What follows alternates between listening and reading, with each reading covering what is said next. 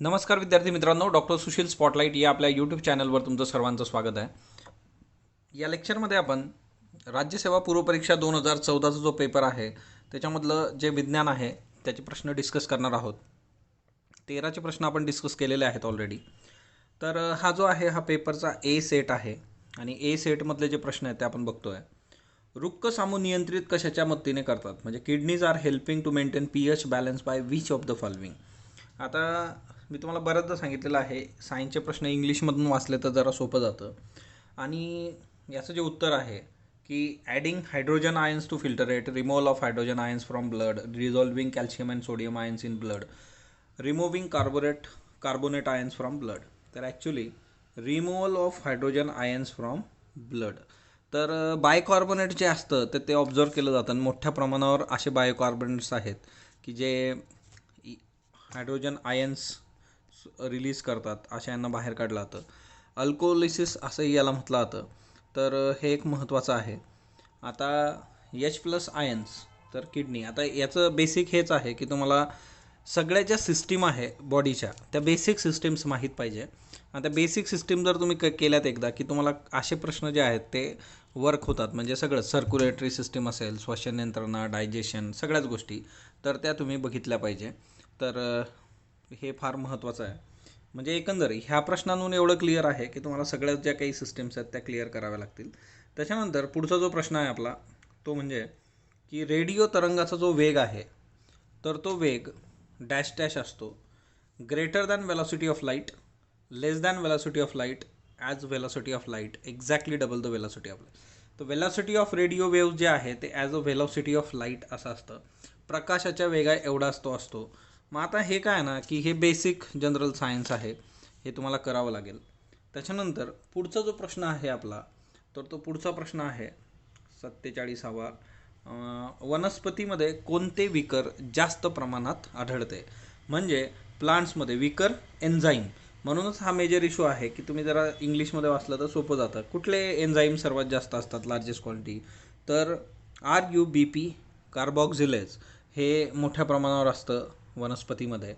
आता खरं तर यालाच रायबुलोज 15 बायफॉस्फेट कार्बॉक्झिलेज असंही म्हटलं जातं किंवा रुबिस्को म्हणून ओळखलं जातं.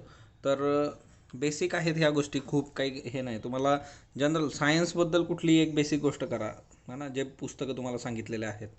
ऑक्सिजनेशनच्या शेवटी काय होतं, CO2 + H2O बाहेर येणार. तर हे महत्त्वाचं आहे. म्हणजे एरोबिक रेस्पिरेशन जे काय आहे, एरोबिक रेस्पिरेशन म्हणजे काय, in presence of oxygen. Anaerobic काय असतं, अब्सेन्स ऑफ ऑक्सिजन. मग आता याच्यामध्ये सगळ्यात बेसिक आहे की याचं जे एंड प्रोडक्ट, बाय प्रोडक्ट काय असणार आहे, एंड प्रोडक्ट जे आहे ते CO2 + H2O असं येतं. तर ह्या खूपच बेसिक कन्सेप्ट्स आहेत विज्ञानातल्या. ओके. त्याच्यानंतर पुढचा जो प्रश्न आहे आपला तो प्रश्न जो आहे की अतिलघु रेडिओ तरंग भट्टीचे फायदे काय आहेत, म्हणजे advantages of microwave oven having microwave frequency of 2.45. म्हणजे आता जे काही मायक्रोवेव्ह ओव्हन असतं आपल्याकडं तर ते खूपच कमी फ्रिक्वेन्सीचं असेल, 2.45 हर्ट्झचं, तर त्याचे फायदे काय असतात. तर त्याचे फायदे असतात की याच्यामध्ये फ्लेम्स नसतात. ओके. दुसरी महत्त्वाची गोष्ट, न्यूट्रियंट्स डिस्ट्रक्शन फार कमी होतं. तिसरी महत्त्वाची गोष्ट जी आहे की स्टरलायझेशन इफेक्टेड, म्हणजे निर्जंतुकीकरण होतं अन्नाचं. अन्नामधले न्यूट्रियंट्स, पोषक तत्व खूप मोठ्या प्रमाणावर डिस्ट्रॉय होत नाहीत आणि फ्लेमसुद्धा नसतात. There is a physical change in foods, तर हे फिजिकल चेंज करणार नाही. ओके. फिजिकल चेंजचा इथं काही एक संबंध नाही. ओके. त्याच्यामुळे मायक्रोवेव्ह ओव्हन जे आहे तर त्याच्यामध्ये जे उत्तर आहे आपलं ते अ ब ड, पहिला ऑप्शन आहे बघा, हा ना, सी चुकीचं आहे याच्यातला. तर आता हे काय असतं ना की लिटरली मग आता तुम्हाला हेही माहीत पाहिजे का मायक्रोवेव्ह ओव्हन जे काय असतं त्याचं बेसिक फंक्शनिंग कसं होतं, कुठली सायन्समधले फिनॉमिना त्याच्या त्याच्या मागं काम करतात. तर ह्या गोष्टी तुम्ही थोड्या लक्षात घेतल्या पाहिजेत. रामन इफेक्ट कशाला म्हटलं जातं. आता रामन इफेक्ट जो काही आहे तो बऱ्याचदा विचारून झालेला आहे आणि वेगवेगळ्या एक्झाममध्ये हा रेग्युलर विचारला जाणारा प्रश्न आहे. रामन इफेक्टच्या बाबतीमध्ये गोष्टी एकदम क्लिअर आहे की जे काही सी व्ही रमन आहेत त्यांचं जे सगळं संशोधन आणि त्या बेसिक गोष्टी, तर रामनिफनच्या बाबतीमध्ये जे उत्तर आहे याचं, तर हे inelastic collision of photons with molecule, म्हणजे फोटॉनच्या रेणूशी होणाऱ्या अप्रत्यास्थ संघातास. ओके, आता हे मराठी मलाही खूप जड जातं, सरळ inelastic collisions of photon with molecule. आता सी व्ही रमन जे होते त्यांनी 28 फेब्रुवारी 1928ला, म्हणजे 1928, आता ही डेटही आपल्यासाठी महत्त्वाची आहे, 1928. तर प्रकाशाचे अपस्करण या विषयाचं त्यांनी संशोधन केलं होतं आणि स्कॅटरिंग ऑफ लाईट सगळं, आणि त्याच्यामध्ये त्यांना 1930मध्ये नोबेल मिळालेला आहे. आणि म्हणूनच हा 28 फेब्रुवारी हा जो दिवस आहे आपण विज्ञान दिन म्हणून, सायन्स डे म्हणून साजरा करतो नॅशनल लेवलला. तर हे एक महत्त्वाचं लक्षात ठेवा. आणि त्याच्यामुळे दरवर्षी ही न्यूज येते आणि तिच्यामध्ये हे सगळं आहे की स्कॅटरिंग ऑफ लाईट. तर हे आपल्याला माहीतच पाहिजे, म्हणजे ही क्युरिओसिटी तुमच्यामध्ये पाहिजे की सायन्स डे, मग तो सायन्स डे का साजरा होतोय, त्याचं बेसिक काय आहे, अशा पद्धतीने. जर एखादी जड वस्तू क्षितिज समांतर दिशेने गुळगुळीत पृष्ठभागावरून ओढली तर त्या वस्तूवर क्रिया करणारे बल कशा प्रकारचं असेल, म्हणजे खालीलप्रमाणे कसं असेल. जर आता सर्वात महत्त्वाचं, जर एखादी गोष्ट तुम्ही समांतर दिशेने गुळगुळीत भागावरून ओढली तर ते काय होऊ शकतो. Applied force in horizontal direction, बरोबर आहे, horizontally. Force of gravity acting on the load vertically downwards, बरोबर, vertically downward force of gravity. The force of friction acting in a horizontal direction opposite to the motion. साधी गोष्ट, ज्या गोष्टीवरून तुम्ही नेणार आहात तर तो तुम्हाला तिथं फ्रिक्शनचं हे असेल. Reaction force due to the horizontal surface. तर याच्यामध्ये तुम्हाला ह्या सगळ्या गोष्टी दिसतात. म्हणजे तुम्ही ज्या वेळेस एखादी वस्तू घेऊन जाता, पूल करता, तर एकंदरीतच तुम्हाला हे जे बेसिक आहे सगळं है ना, तर ते बेसिक माहीत पाहिजे. म्हणजे सगळ्याच विषयाच्या बाबतीत, बायोलॉजी, केमिस्ट्री, फिजिक्स, तर ह्या बेसिक्स आहेत. तुम्ही एखादी गोष्ट ओढताय तर त्याच्यातून तुम्हाला आउटपुट कशा पद्धतीने मिळणार आहे आणि कसं मिळणार आहे. त्याच्यानंतर पुढचा जो प्रश्न आहे आपला, तर तो पुढचा प्रश्न आहे, खालीलपैकी कार्बनचे ॲलोट्रॉप कुठचे ते सांगा. म्हणजे कार्बनचे ॲलोट्रॉप्स आपल्याला विचारलेले आहेत. कार्बनच्या बाबतीमध्ये तुम्ही जर आपण शालेय जीवनात पण विज्ञानामध्ये शिकतो बघा, डायमंड किंवा हिरा जो काय आहे, त्याच्यानंतर फ्लोरेसेन्स, त्याच्यानंतर ग्राफाईट, या तीनही गोष्टी ज्या आहेत त्या कार्बनचे संयुग आहेत आणि त्याच्यामुळे कार्बनचे ॲलोट्रॉप्स आहेत. तर डायमंड, फ्लोरेसेन्स आणि म्हणजे BCD हे याचं उत्तर आहे. आणि तुम्ही कुठेही बघितलं तर तुम्हाला ही गोष्ट सहजपणे बऱ्याच ठिकाणी ती दिसून येते. तर ते एक महत्त्वाचं आहे. म्हणजे हे खूप काही याच्यासाठी तुम्हाला शोधावं लागणार नाही, तुम्ही रेग्युलर बुक्स वाचा, तुमचं काम खूप सोपं होऊन जातं. आणि असे जे प्रश्न आहेत ते आपले चुकता कामा नाहीत. ऑक्सिजन निसर्गामध्ये किती आयसोटॉप्समध्ये आढळतो. तर ऑक्सिजन आपल्याला 3 आयसोटॉप्समध्ये आढळतो. ओके, ऑक्सिजनच्या बाबतीमध्ये 3 आयसोटॉप्स आपल्याला सापडत असतात. मग तिच्यामध्ये पण तुम्ही बघू शकता, म्हणजे O16, O17, O18 आणि जे आहे वरती ते 888. तर हे 3 आयसोटॉप्समध्ये तुम्हाला ऑक्सिजन मिळतो. तर ते एक लक्षात ठेवा. त्याच्यानंतर ध्वनिलहरींसंबंधीचा प्रश्न आहे. ध्वनिलहरींच्या बाबतीत विचारलेला आहे की ध्वनिलहरी वायू पदार्थांपेक्षा स्थायू पदार्थांमधून जोराने किंवा वेगाने जातात. ध्वनिलहरी निर्वात पोकळीतून सर्वात जलद गतीने जातात. ध्वनिलहरी अनुलंब लहरी आहेत आणि ध्वनिलहरी द्रव पदार्थापेक्षा वायू पदार्थातून कमी वेगाने जातात. आता ध्वनिलहरी ज्या असतात तर त्या साऊंड वेव्ज ज्या आहेत त्या व्हॅक्यूममधून फास्टेस्ट जातात का, तर नक्कीच नाही आहे. तर माध्यम जे काय आहे ते महत्त्वाचं आहे आणि त्याच्यामुळे ते निर्वात पोकळीतून किंवा व्हॅक्यूममधून जाऊच शकत नाही, त्याला माध्यम लागतं ध्वनीसाठी, आणि त्याच्यामुळे हे चुकीचं आहे. हे चुकीचं तुमचं बी जर तुम्ही काढून घेतलं तर बी इथं आहे, इथं आहे, है ना. बाकी सगळे जे स्टेटमेंट्स आहेत मग ते योग्य आहेत. म्हणजे फॉर एक्झाम्पल सॉलिडमधून गॅसपेक्षा जास्त हिच्याने जातं ते स्पीडने. साऊंड वेव्स ज्या लॉन्जिट्युडनल वेव्स असतात आणि sound waves travel slower in gases than liquids. तर हे महत्त्वाचं आहे. म्हणजे गॅसेस, लिक्विड आणि मग सॉलिड स्पीड. तर ACD, बी चुकीचं आहे. ओके, आता हे आपण बघा साऊंड किंवा लॉन्जिट्युडनल वेव्हचे काय फीचर्स असतात, तर हे बेसिक दिलेलं असतं पुस्तकामध्ये. वनस्पतींना द्विनाम पद्धती कोणत्या वनस्पती शास्त्रज्ञाने सुरू केली, तर कार्लस लिनेयस असं याचं नाव आहे बघा. बायनॉमियल नॉमिनक्लेचर जे आहे वनस्पतींचं ती देणारी व्यक्ती कार्लस लिनियस आहे. कोणत्या प्राणीपेशी मेदांचं संश्लेषण, संग्रहण आणि चयापचय करते. म्हणजे which animal tissue synthesises, store and metabolise fat. तर फॅटच्या बाबतीमध्ये तुमच्यासमोर 4 ऑप्शन आहे, epithelial tissue, adipose tissue, connective tissue, muscle tissue. तर याचं जे उत्तर आहे ते ॲडिपोज टिश्यू आहे, की फॅटचं मेटाबॉलिझम, स्टोअर, सिंथेसिस, याला मराठीत मेदऊती पण म्हटलं जातं. पण एकंदरच तुम्हाला जे काही टिश्यू आहेत वेगवेगळे त्याचं बेसिक फंक्शन माहीत असणं गरजेचं असतं. ओके, तर याच्यामध्ये जे आहे तर ते फॅट संबंधी जे आहे ॲडिपोज टिश्यू असायचं उत्तर आहे. म्हणजे काय ना, की बेसिक बायोलॉजी ऑफ बॉडी आणि त्याचं फंक्शन. व्हायरस काय असतो तर unicellular organism, cellular without cell wall, multicellular आणि नॉन सेल्युलर. तर 2020साठी किंवा येत्या 2021मधल्या परीक्षांसाठी व्हायरस तुम्हाला फार महत्त्वाचा आहे. म्हणजे व्हायरल डिसीजेस, व्हायरल जे काही आहे ते सगळं नीट करून ठेवा. कोविड-19मुळे विचारलं जाऊ शकतं. व्हायरस जो आहे तो नॉन सेल्युलर ऑर्गॅनिझम आहे. तर ह्याचं उत्तर जे आहे ते 4 आहे. तर ह्या काही बेसिक गोष्टी तुम्ही बघणं गरजेचं आहे.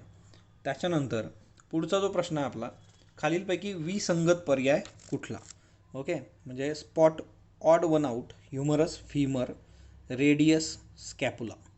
ओके, आता ह्युमरस, फीमर, रेडियस, स्कॅपुला. तर हे बघा, ह्युमरस, रेडियस आणि स्कॅपुला हे सगळे हाताशी रिलेटेड, खांद्याशी रिलेटेड आहे. फीमर जे आहे ते मांडीतलं हाड आहे, त्यामुळे ते एक वेगळं आहे. तिच्यामुळे याचं जे उत्तर आहे ते फीमर आहे. ओके, तर ते एक लक्षात ठेवा. म्हणजे लिटरली तुम्हाला आता हे मग बॉडीतले सगळं जे काही स्ट्रक्चर आहे, स्केलेटन माहीत असला तर मग हे पटकन वर्क होऊन जातं. त्याच्यानंतर पुढचा जो प्रश्न आहे आपला, फुलांमध्ये आवश्यक मंडळ कुठलं असतं? म्हणजे which of the following essential woods of the flower. तर सिम्पल आहे, अँड्रोशियम, गायनॅशियम. कारण अँड्रोशियम, गायनॅशियम काय आहे तर जे काय आहे की स्त्री भाग आणि पुरुष भाग जे आहे, पुल्लिंगा म्हणजे पू केसर आणि ज्याला आपण म्हटलं जातो की जायांग, तर पुमंग जायांग, तिच्यामधूनच सगळ्या गोष्टी पुढं होत आहेत आणि त्याच्यामुळे सगळ्यात आवश्यक मंडळ जे आहे ते अँड्रोशियम, गायनॅशियम आहे. नेक्स्ट वन जो प्रश्न आहे आपला, तो युरियाचं वहन कोण करतं? आता युरियाचं वहन कोण करतं तर युरिया संबंधी तुम्हाला ऑप्शन्स काय काय समोर आहेत ते बघा एकदा. जीवद्रव्य प्लस रक्त, रक्त आणि ऑक्सिजन, तांबड्या रक्तपेशी प्लस कार्बन डायऑक्साईड, आणि लास्ट वन आहे ते म्हणजे काय की पांढऱ्या रक्तपेशी आणि लाळ. तर याच्यातलं काय उत्तर असेल बरं? तर उत्तर आहे प्लाझ्मा अँड ब्लड. तर जीवद्रव्य आणि रक्त हे युरियाचं जे काही आहे ते वहन करत असतात. म्हणजे आता युरिया, क्रिएटिनिन, अमोनिया हे जे नायट्रोजनयुक्त पदार्थ बॉडीमध्ये तयार केले जातात टाकाऊ, तर किडनीपर्यंत ते आणले जातात आणि रक्तामार्फत ते सगळं, आणि प्लस प्लाझ्मा. त्यातल्या त्यात पण बघा, ब्लडवर पण प्रश्न विचारले जाण्याचे चान्सेस यावेळेस खूप जास्त आहेत. कारण कोविड-19मध्ये प्लाझ्मा थेरपी नावाची जी कन्सेप्ट समोर आली, याच्यावर सेपरेट व्हिडिओ आपला बनलेला आहे ऑलरेडी, है ना. पहिलं आता सिंपल पण तुम्हाला विचारलं जाऊ शकतं करंटमधून की प्लाझ्मा, तुम्ही कमेंट बॉक्समध्ये सांगा, प्लाझ्मा थेरपी अप्लाय करणारं पहिलं राज्य कुठलं? प्लाझ्मा संबंधीची बँक अस्तित्वात आणणारं पहिलं राज्य कुठलं? तर ह्या काही बेसिक गोष्टी डायरेक्टली विचारल्या जाऊ शकतात, है ना. महाराष्ट्रामध्ये प्लाझ्मा थेरपी संबंधीचा प्रोजेक्ट कुठला आहे? 3 प्रश्न आहेत बघा. आणि त्यातल्या त्यात बेसिक ब्लड ही जी संकल्पना आहे तीही तुम्हाला माहीत असणं गरजेचं आहे. त्याच्यानंतर अन्न संरक्षण समिती प्रकाशन 398 द्वारा रासायनिक पदार्थांच्या अन्न प्रक्रियेतील वापरासंबंधी खालील मार्गदर्शक तत्व दिलेली आहेत, त्यांची सत्यता पडताळा. अन्नाचे सत्व टिकवण्यासाठी अँटीऑक्सिडंटचा वापर. बरोबर आहे. अँटीऑक्सिडंट संबंधी एक प्रश्न होता बघा 2013मध्ये, तुम्हाला आठवत असेल तर कमेंट बॉक्समध्ये सांगा. अन्न टिकून ठेवण्यासाठी अँटीमायक्रोबियल व इनर्ट गॅसचा वापर, रंग व चव देणाऱ्या पदार्थांचा वापर करून अन्नाचे सुशोभीकरण करणे, अन्न प्रक्रियेस बफर्सचा वापर करणे, हा ना. तर कुठल्या कुठल्या गोष्टींबद्दलची मार्गदर्शक तत्व आहे तर या सगळ्या गोष्टींची मार्गदर्शक तत्व याच्यामध्ये आहेत. ओके, तर कुठले रंग वापरले पाहिजेत वगैरे वगैरे. आणि त्यातल्या त्यात FSSAI जे काय आहे, food safety standards authority of India, तर यांचेही नोटिफिकेशन्स येत असतात, तेही तुम्हाला माहीत असणं गरजेचं आहे. त्याच्यानंतर इंडिगो ब्ल्यू हा नैसर्गिक रंग आहे आणि ॲलिझरीन हा कृत्रिम रंग आहे. 2 स्टेटमेंट आहेत. आता बघा, ॲलिझरीनसुद्धा नैसर्गिक रंगच आहे. तर याच्यामध्ये दोन्ही स्टेटमेंट बरोबर नाही आहेत. पहिलं स्टेटमेंट योग्य आहे, दुसरं स्टेटमेंट चुकीचं आहे. तर इंडिगो ब्ल्यू जो आहे तर तो नैसर्गिक आहे ऑब्वियसली. इंडिगो ब्ल्यू जर तुम्ही बघितलं की 1860मध्ये जे काही इंडिगो रिव्होल्युशन आणि त्या सगळ्या गोष्टी तुम्हाला भारतामध्ये खूप मोठ्या प्रमाणावर होत आहे. ॲलिझरीन जे आहे ते नैसर्गिक आहे. ते कुठल्या झाडापासून मिळतं तर मडार नावाचा वृक्ष असतो त्याच्यापासून हा रंग मिळत असतो आणि त्याच्यामुळे फक्त स्टेटमेंट जे आहे ते पहिलं सत्य आहे, असत्य ब असत्य आहे. पुढचा प्रश्न बघा, सुक्रोजचे पाण्याबरोबर संयोग होऊन पृथक्करण झाल्यास समप्रमाणात कुठले मिश्रण तयार होते? आता सुक्रोजचं जर पाण्याबरोबर संयोग झाला म्हणजे आपण हायड्रोलिसिस, ओके.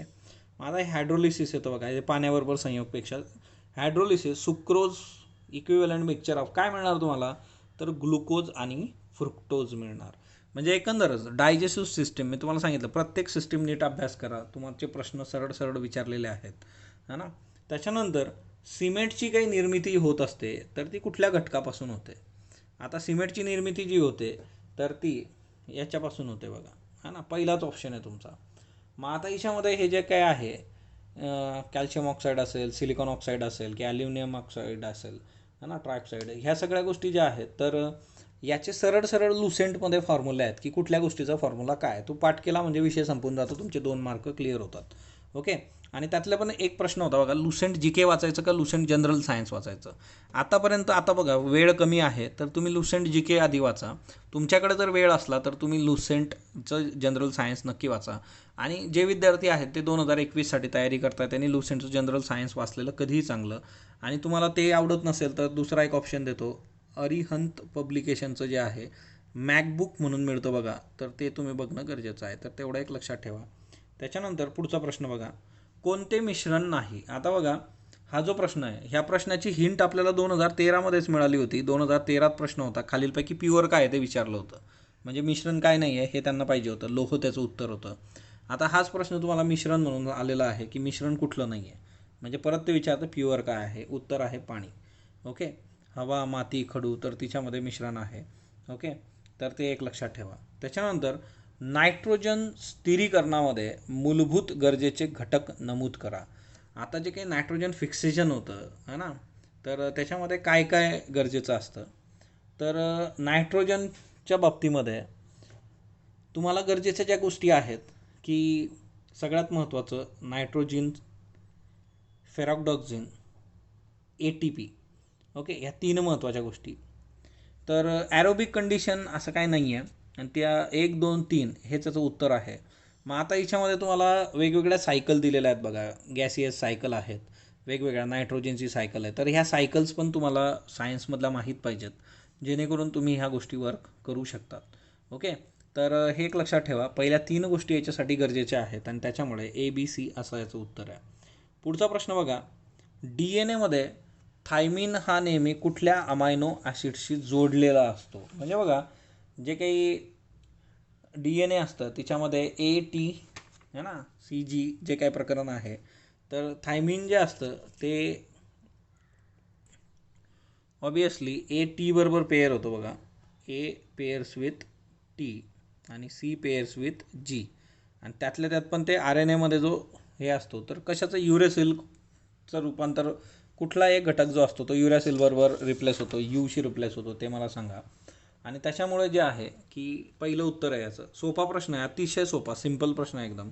परत बघा RNAशी, आता DNA प्रश्न RNAशी विचारला, प्रथिनांच्या निर्मितीत कुठल्या RNAचे महत्त्वपूर्ण कार्य आहे, तर mRNA, म्हणजे RNAचे प्रकार कुठले, त्यांची फंक्शन्स काय, तर हे सगळं खूप बेसिक सायन्स आहे, खूप करायची काही गरज नाही तुम्हाला. आणि त्याच्यामधून हे जे प्रश्न विचारले जातात तर ते खूपच सुपरफिशियलच आहेत, खूप काही करायची गरज नाही आहे. पण म्हणजे आता साधी गोष्ट, आता पुढचा प्रश्न बघा, जो सोडा सर्वसाधारणपणे स्वयंपाकघरात चविष्ट कुरकुरीत भजे तयार करण्यास वापरला जातो तो बेकिंग सोडा. बेकिंग सोडा सोडियम कार्बोनेट आहे, चुकीचं आहे, सोडियम कार्बोनेट धुण्याचा सोडा असतो. मग हेच तुम्हाला जे सांगितलं की वरती सिमेंटचा फॉर्म्युला काय आहे, तर बेकिंग सोड्याचा काय, वॉशिंग सोड्याचा लिस्ट दिलेली आहे तिथं, ती पाठ करून टाकायची, विषय संपून जातो. 74मध्ये खाली तुम्हाला घरेलू सोडा जो आहे तिच्यात सोडियम हायड्रोजन कार्बोनेट, हे सोडियम हायड्रोजन कार्बोनेट म्हणजे बेकिंग सोडा आहे. दोन्ही आलटपालट केलेलं आहे, त्याच्यामुळे दोन्ही चुकीचे स्टेटमेंट आहेत ते, ओके, दोन्ही नाही आहे बरोबर. तर हे फंडे जे आहेत ते तुम्ही एकदा जर पाठ करून टाकलं तर विषय संपून जातो. पुढचा जो प्रश्न आहे तुमचा, तर तो प्रश्न जो आहे, आपल्या पोटात हायड्रोक्लोरिक ॲसिड निर्माण होतं, ते पचनक्रियेसाठी मदत करत असतं आणि अपचनात पोटात अधिक ॲसिड निर्माण होते ज्याने पोट दुखायला लागतं आणि माणूस अस्वस्थ होतो. मॅग्नेशाईड हायड्रॉक्साईड, मिल्क ऑफ मॅग्नेशियाचा वापर अशा वेळी केला जातो, जे एक ॲनाल्जेसिक आहे. आता खरं तर मिल्क ऑफ मॅग्नेशिया जे आहे ते ॲनाल्जेसिक आहे का बरं, हां ना, ते अँटी ॲसिड आहे. जर तुम्हाला ॲसिडिटी होते तर तुम्हाला अँटी ॲसिड देणार. ॲनाल्जेसिक म्हणजे काय, तर पेन वगैरे त्या सगळ्या गोष्टी, त्यामुळे हे इथं चुकीचं आहे. इथपर्यंत हे बरोबर होतं. त्याच्यामुळे फक्त एक योग्य आहे याच्यातलं, तर ते एक लक्षात ठेवा. पुढचा प्रश्न बघा. नैसर्गिकरित्या आढळणारे ॲसिड्स आणि त्याचे स्रोत दिलेले आहेत. तर आपण NCERTचं रिव्हिजन केलं आहे, तिच्यातही हा बॉक्स आपण बघितला होता. आणि हिच्यामध्ये जे आहे की नेटलचा डंख जो आहे तो सल्फ्युरिक ॲसिड हे चुकीचं आहे. बाकी सगळे बरोबर आहेत. व्हिनेगार, चिंच, आंबट दही, लॅक्टिक ॲसिड. तर नेटलचा डंख जो असतो तर तो जो असतो मिथेनॉइक ॲसिडच असतं ते, म्हणजे हेच असतं ते. आणि त्याच्यामुळे हा जो आहे यश तो चुकीचा आहे. ओके. त्याच्यानंतर म्हणजे हा चार्ट पुस्तकांमध्ये आहे, NCERTमध्ये आहे. ओके, हा आपल्या याच्यामध्येही होता. लास्ट एक प्रश्न आहे बघा आता. 3 स्टेटमेंट दिलेले आहेत, कुठलं योग्य आहे विचारलं आहे. पहिलं स्टेटमेंट, ऑक्सिजनयुक्त रक्त आणि बिना ऑक्सिजनयुक्त रक्त यांचं मिश्रण होऊ नये म्हणून पक्ष्यांमध्ये व स्तन प्राण्यात 4 दलांचे हृदय आहे. ॲम्फिबियन व काही सरपटणाऱ्या प्राण्यांमध्ये काही प्रमाणात ऑक्सिजनयुक्त व बिना ऑक्सिजनयुक्त रक्त मिश्रण होण्यास हरकत नसते, म्हणून त्यांचे हृदय 3 दलांचे असते. माशांमध्ये केवळ 2 दलांचे हृदय असते, कारण रक्त गिल्समध्ये जाऊन ऑक्सिजनयुक्त होते व नंतर शरीराच्या इतर भागात जाते. तीनही स्टेटमेंट बरोबर आहे. तुम्हाला सांगितलं सर्क्युलेटरी सिस्टीम ज्या वेळेस तुम्ही बघता तर तिथं कंपॅरिझन दिलेलं असतं माणसाची, प्राण्यांची, आणि तिथून हे सगळं क्लिअर होतं. हा शेवटचा प्रश्न होता. तुम्हाला एक गोष्ट लक्षात आलं असेल की एकंदरच किडनी असू देत, रेस्पिरेशन असू देत, सर्क्युलेटरी सिस्टीम असू दे, RNA, DNA, तर ह्या बेसिक गोष्टींवर प्रश्न आहेत. त्याच्यामुळे जनरल सायन्स तुम्ही नीट वाचलं तरीसुद्धा हिच्यातले मॅक्झिमम प्रश्न तुम्ही सोडवू शकता. सायन्सला कसल्याही पद्धतीने घाबरू नका आणि गोष्टी खूप चांगल्या पद्धतीने वर्क होतात. तुम्हाला NCERTची लिस्ट दिलेली आहे, स्टेट बोर्डची दिलेली आहे, तर त्या गोष्टी लक्षात घेऊन काम करा. तर तुम्हाला यश नक्कीच मिळेल. स्पॉटलाईट बरोबर जोडलेलं राहा. स्पॉटलाईटला लाईक करा, शेअर करा, सबस्क्राईब करा. धन्यवाद.